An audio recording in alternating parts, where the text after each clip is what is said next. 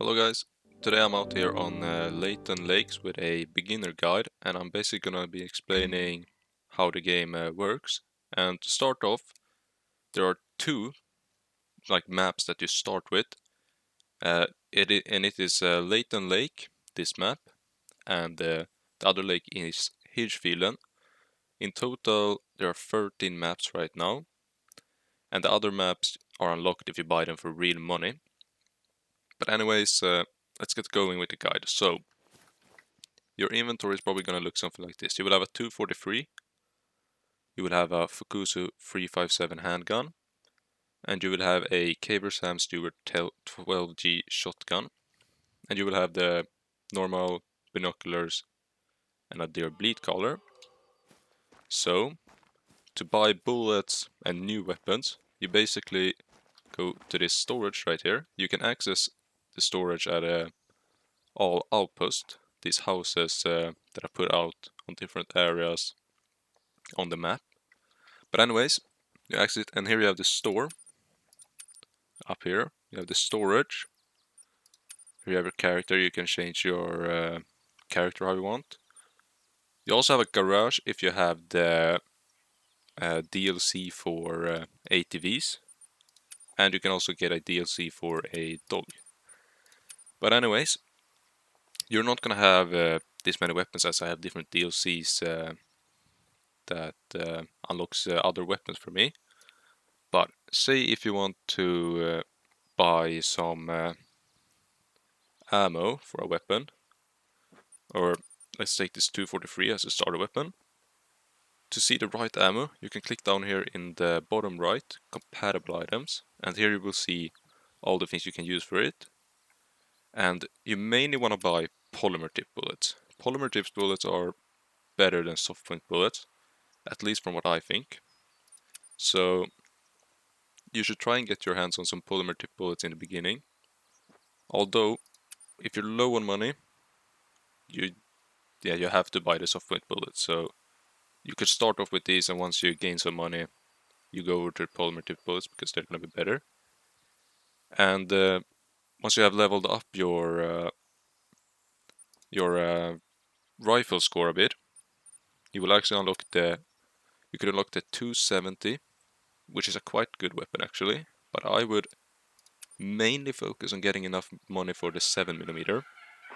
As you can see, the magazine it's only one round, but a good thing with this is you can take all classes of animals from 4 to 9. As you can see by the ammo here, right down here we have recommended classes 4 to 9. So it's a really good weapon. The 7mm is a really important weapon if you haven't bought any DLCs like modern rifles or something like that. Anyways, when you got all your rifles figured out and you have the ammo and stuff, you could go down and check out the other parts of the store. Lures, like collars, especially collars, are really important. I think you start off with the deer bleed collar actually, and basically what a collar does, it lures the animals towards you. And as you can see, this collar has a range of 150 meters. So every animal that is in a circle around you of 150 meters will be attracted to this call, and it has a duration of 90 seconds. So the call or the lure lasts for 90 seconds. And that's basically it for the store and the storage. So let's get on with the video. So now when you have the storage and store figured out, we can actually come into the lodge here, and we have a bed right here, and we can change the time.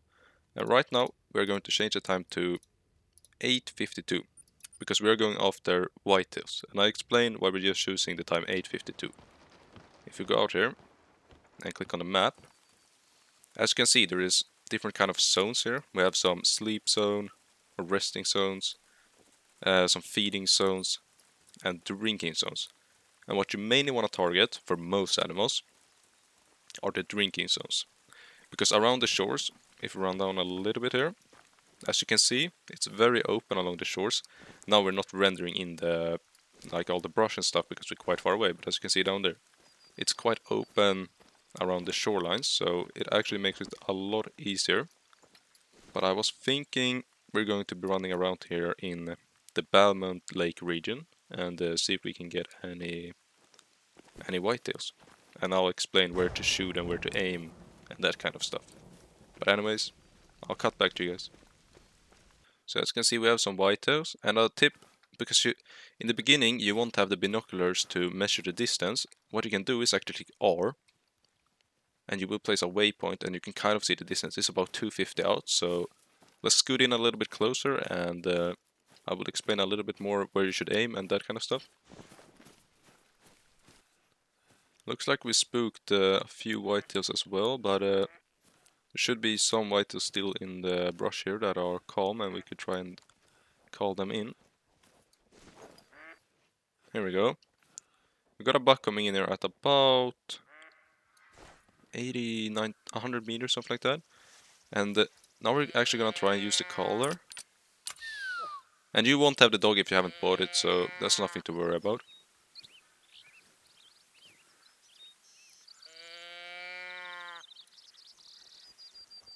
As you guys can see, they're starting to come into the call. So we'll sit here and wait for a bit and try to get them a little bit closer.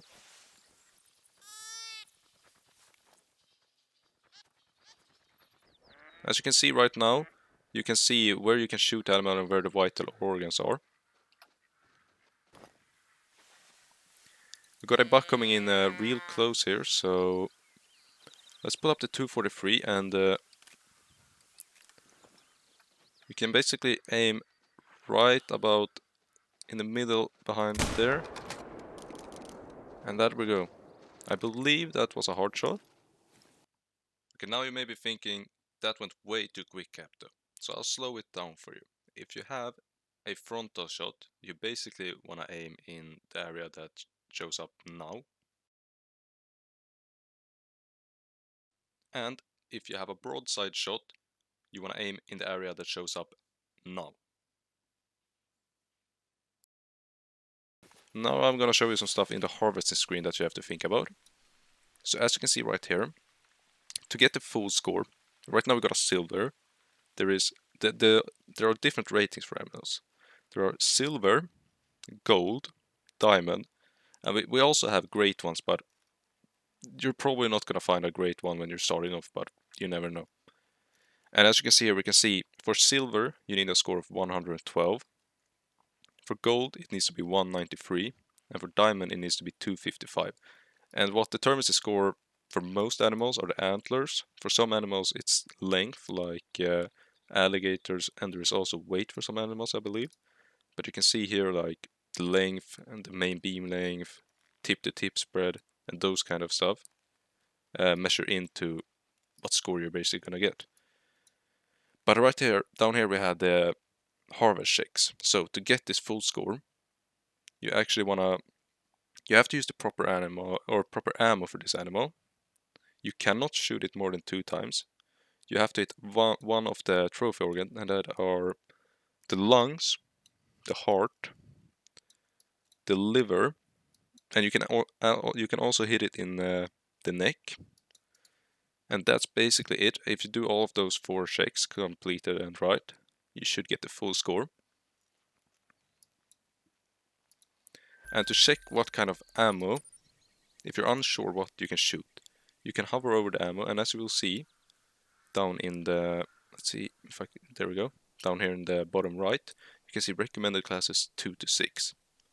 And that means you can shoot the animals that are class 2 to 6 with this weapon, and you're gonna get the harvest check if you complete all the other harvest checks as well. And you can see it's different or actually the handgun ammo is the same, and the buckshot goes to class 2 to 5.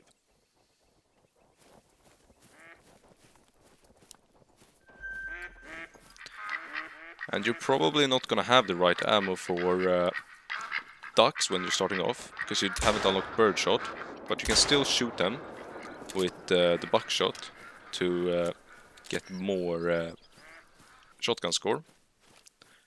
So I can show you that in a second. If we go over here and we go into Codex, Hunter, and we go into the profile card, you can see your weapon scores here. As for handguns, I have quite low handgun score, and I haven't actually unlocked everything. But for rifle score, I have quite a lot, shotgun quite a lot, and archery not that much. But let's fast travel up to another lodge, and I'll show you guys what I'm talking about, what the scoring system or the weapon scoring system is all about. So here we go. Basically, to see that, you can go into the store, and if we go down to handguns, you can see I only have 874 out of 1235. And the more I shoot with the, or for every time I shoot an animal with a handgun, I get some handgun score.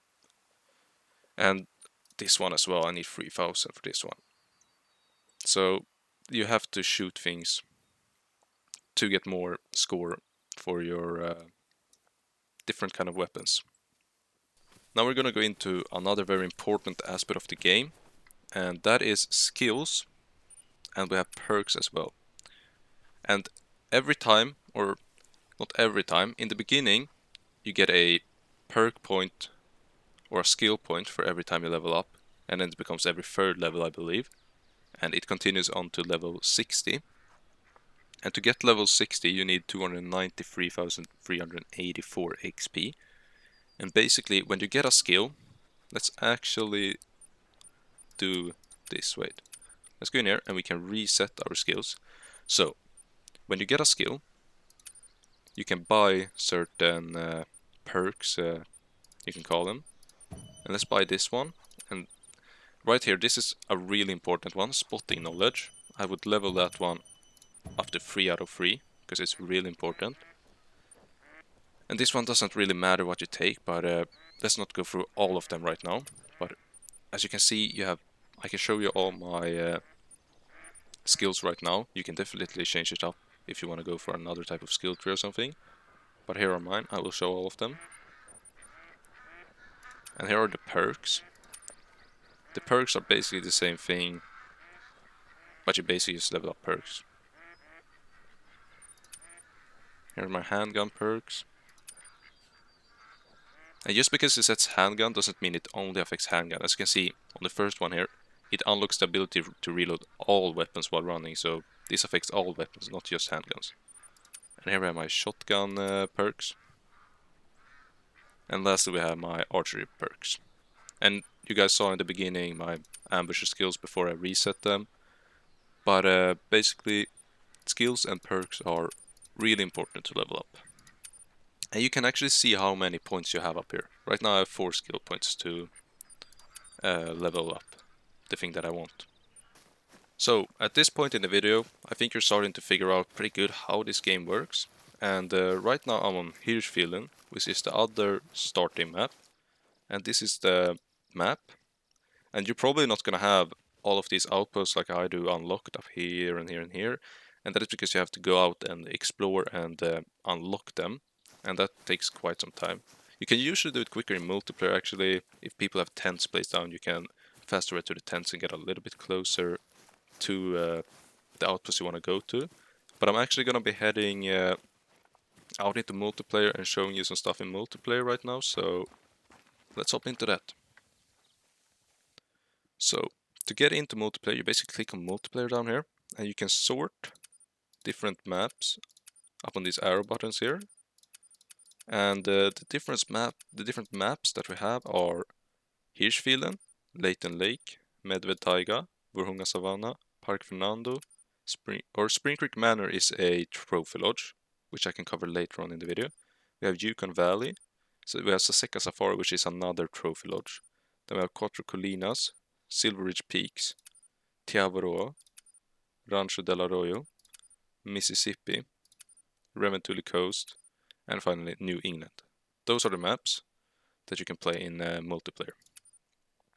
So in total I believe there are 13 maps. I think I maybe said that in the beginning of the video. But anyways, let's hop into a multiplayer. We'll take Yukon Valley. It's a great starter map, I believe, Yukon Valley actually, and I'll explain later while we're in the server.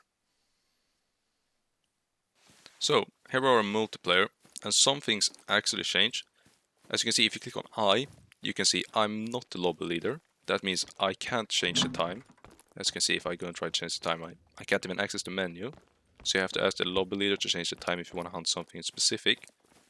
And a very good thing with hunting in multiplayer is that you can, it's a called multiplayer hop. So you basically go to a specific area, you can choose these lakes up here. You check these 4 lakes for moose, say, and you don't find any good moose, then you hop onto another multiplayer and you check the same spot, which will help you spot a lot of more animals within a certain time. So that's really good with multiplayer. A thing that I wouldn't recommend with multiplayer is running up to other people, as you can spook their animals if they find something rare or something like that. Some people can get really mad. There are people that wants to hunt as well, but you can actually access the chat if you click on T, and you can ask them if they want to hunt with you or something. But don't run up to people because it can be quite annoying for the other dude just trying to shoot an animal or something and you come up there and you spook it. So I mentioned that Yukon was a great map to buy earlier in the video, and that is because of mostly one reason, and that is because you unlock the 300 canning Magnum Frontier, which you can... First off, you have to buy the map from Steam or Epic Games, I don't know what you're playing on, but once you have bought a map, you have to buy it from in-game for 75,000 in-game cash. And the 300 is one of the strongest weapon, and it's so good for taking down moose, bears, plains bison, and that kind of stuff. And the other reason why this map is so good, it has a lot of animals. It has wolves up in these regions up on here on this side of the map, and they give a lot of cash. There's also a lot of plains bison around the lakes.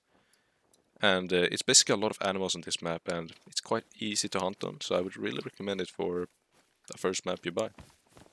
But I think now you actually understand the game pretty good, and the video is getting quite long, so I think I'll maybe do a part 2 to this video. I'll do a DLC video for sure, where I explain what the different DLCs are, and if they're worth buying or not, and when it's worth buying, if it's worth buying in the beginning or later on in the game, and that kind of stuff. So that's gonna be it for this guide, and I hope you all had a great time watching it, and see you guys in the next video.